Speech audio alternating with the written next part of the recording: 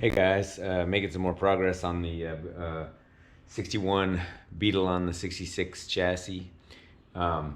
Click subscribe if you can and help me get to 1,000.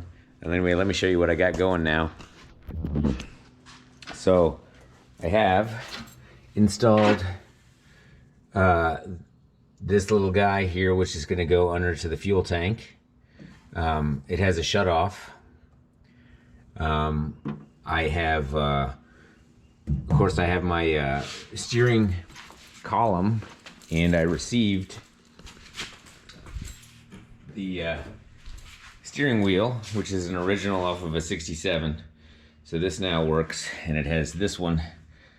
I like this style, and I wanted black, and so I just went ahead and got that, even though it's not the correct year, but I think it looks great.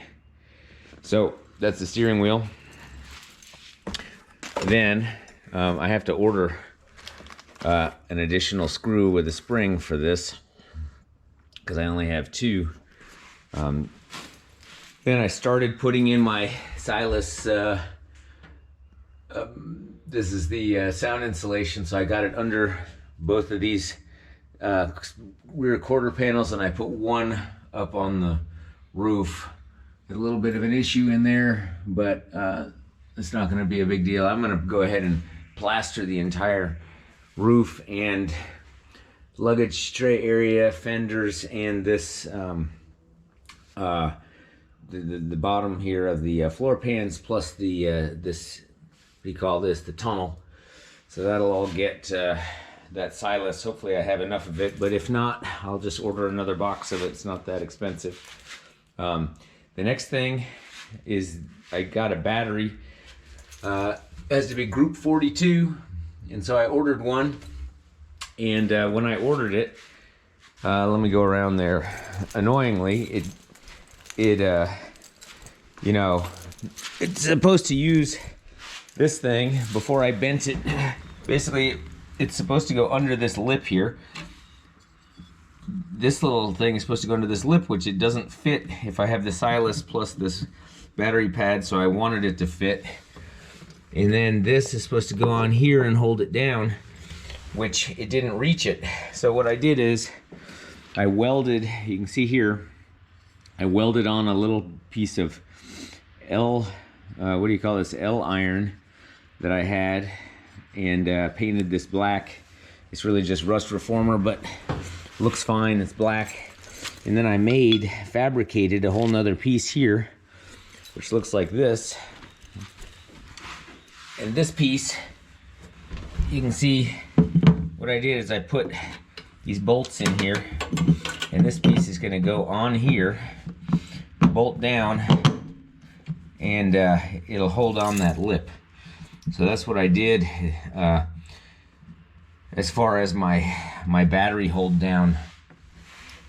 So this will basically go like this. I like this because basically it's like over-engineered. It's so solid that this battery's not going anywhere now. I'm assuming that I can get this threaded in and then tighten down. I put rubber washers on the back just to kind of soften that up. And then over on this side, I have this bolt. I had one issue on this battery, which is the negative side versus the positive side. Oh, if you look here, I don't know if you can see it, but the little lip of this thing has to be over the lip on the battery. So when I do that, it winds up being flatter, which is great. And I put the lock washer on and this bolt, and if I tighten down all of these bolts, which are either, I think they're 13s, 13 or 14, this one might be, I think they're all 13s. If I tighten that down, I think this battery will be really solidly in place here.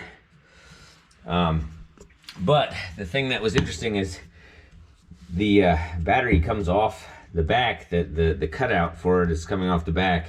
So either I could have flipped this battery around, but then these things, it would have been on the correct side, but this one would have had to come like this, right, bending around, and this one would have had to come like this, bending around, or I cross them over. In other words, the negative crosses over to this side, positive has to then cross over to this side, which is a little bit annoying that it crosses over, but I'm not sure how other people do that. The cutout on the battery has them on those respective sides. So that's the way I'm doing it. And this battery hold down just looks great. It's going to solidly hold that battery in place. I had this other diehard battery that I bought for my stand, but I didn't know at the time that I needed a group 42. So what I'm going to do is just go ahead and install this, and then I'm going to run the trickle charger on it and start the process of charging that battery up. All right, well, to tighten this up, looks like I have two 13s on the front and a 14 on the back. So I'm just going to tighten this down so that make sure it holds this battery really securely in place.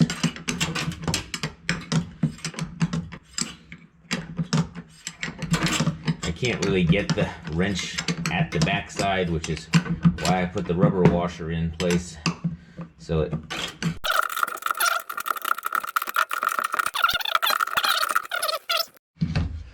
Alright, so I got these all tightened down, and this battery's not going anywhere. So this holds down the front side, and then in the back you can see, let's see, that one holds down the back side with this nut right here, and you can't move the battery. So then the way this works with the straps is this one's going to come like this, and they'll cross over, and this one is going to come like this and go there. So that is the battery hold down. All right, so the next thing I've got going is I started putting the wiring harness through. So the first step that I did here was to put the to feed in this one, which is the door. It has these door sensors, you can see that, and then it comes up here through here, has a red wire, and then this one goes over to the other door sensor, and that comes out here. And this is for my dome light, which I have, but of course the headliner has to go on there first, and then that'll go over on top. So the next step I have is I have fed through a wire like this. It's actually the same wire that I used for my windshield rubber. This is very useful. And this I'm going to use to pull through my main wiring harness. I have rigged up 6 additional wires onto my main wiring harness, and I'm going to pull that through. Alright, so what I did is I prepped my wiring harness. This is the main wiring harness, and so this thing is like 8 feet long, and